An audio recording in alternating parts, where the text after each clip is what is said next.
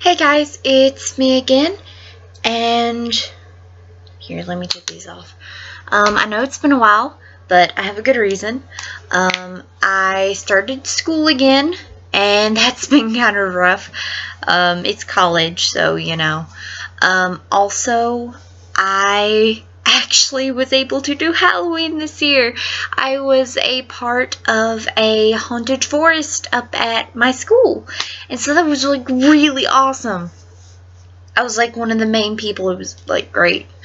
So that's where I've been for the past couple of months. I've been doing school, been doing that because it took about a month to get set up.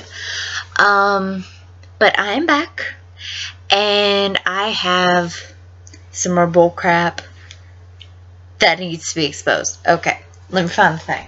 So, Mom is doing a part on the school tonight. I know that the witnesses changed up their school thing, and the thing that she's doing isn't a book. It's not a magazine. Do you know what she's doing? This little itty bitty thing right here. Now, the point of this thing, or at least what I got, because I helped her do her study, is somebody, if they ask, like, oh, you're a Jehovah's Witness, or if you're in an informal setting, instead of going on this long spiel about what the witnesses actually believe, you just hand them this card. And it doesn't say anything about the religion other than Jehovah's Witnesses, the little jw.org thing, learn more about the Bible, and a little scripture. Happy are those of their spirit, conscious of their spiritual needs. Sorry, I took off my glasses so you guys wouldn't be freaked out about the reflection. Matthew 5:3. And it has the website and a little QR code. That's Pop coming in. Sorry, guys. So instead of having to print out an entire magazine to hand out, or using lots of paper, you can just hand them a little business card, which I've worked in graphic design before. I've made business cards. These things are cheap as hell, let me tell you. So they're saving money.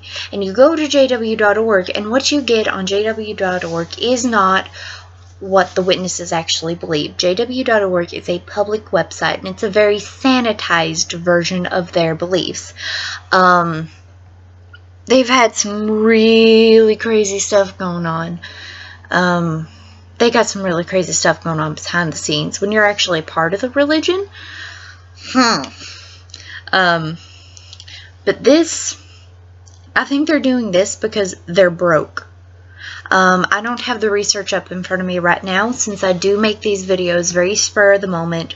Whenever I get something in my head, I make a video. However, I do know Mike and Kim and John Cedars have done videos on this before. You can go back through their videos and watch those. They have done the research. They know what they're talking about. I know Mike and Kim definitely does put in a lot of research. They have contacts and stuff. But you can tell they're going broke. And I don't have one on me since I wasn't able to grab one. But they have these little invitations now too.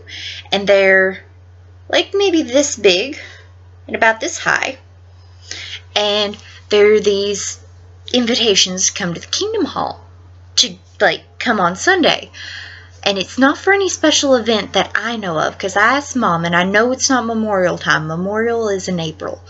So instead of, and they're like one sheet, this little invitation brochure, kind of like the old brochures we used to have when I was like little, that kids would hand out because they were so simple. You don't have to give them a magazine anymore. You can just give them a thing and say, hey, come to the meeting. And they don't know what they're walking into. And when you come in there, it sounds great. It sounds wonderful. It's like, yeah, this is great. But the witnesses do that. The religion on the surface sounds really nice. You can live forever in a paradise and see all your dead loved ones again.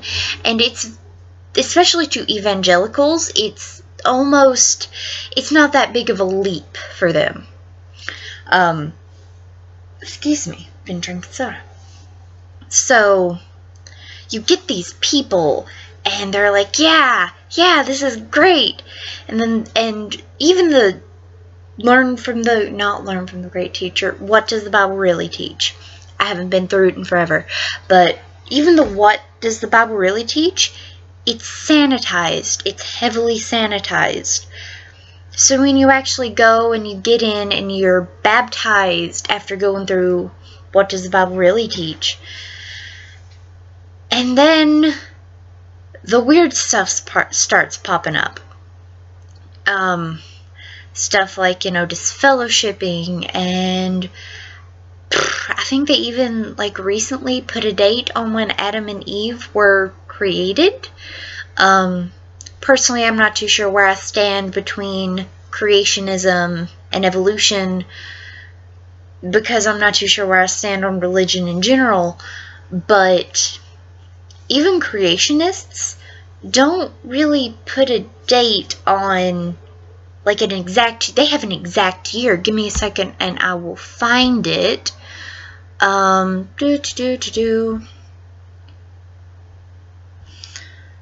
Okay, I think it's in this week's, Tuesday through Thursday meeting, whatever they have it scheduled, and they have it placed at exactly 426 BCE, which if it was 420, I'd be laughing my butt off right now, let me tell you.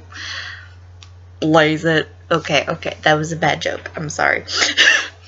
But it says, Jehovah progressively reveals his purpose. 426 BCE, Adam created. Later, Jehovah promises an offspring that will crush the serpent. So, they're gotten to the point where they're putting solid dates on everything, which means that they're probably really expecting something to happen soon. If something doesn't happen soon, they're gonna have to revamp everything. I think they would have to change the 1914 doctrine, and once you change that, if they change it, if they grow a pair of balls big enough to change that, I think they're going to go down. I really think that once they change that core aspect of their religion, everything's going to start to unravel. But that's the main really wild thing that's come up that made me want to make this video. In other JW craziness, they had a one-day assembly. I have a friend that's in, that is still physically in. He's not old enough to leave yet, but he has shown me some videos from the one-day assembly, because his congregation already went, and there was this one where a girl was like, I think lesbians are disgusting and it's terrible and it's against.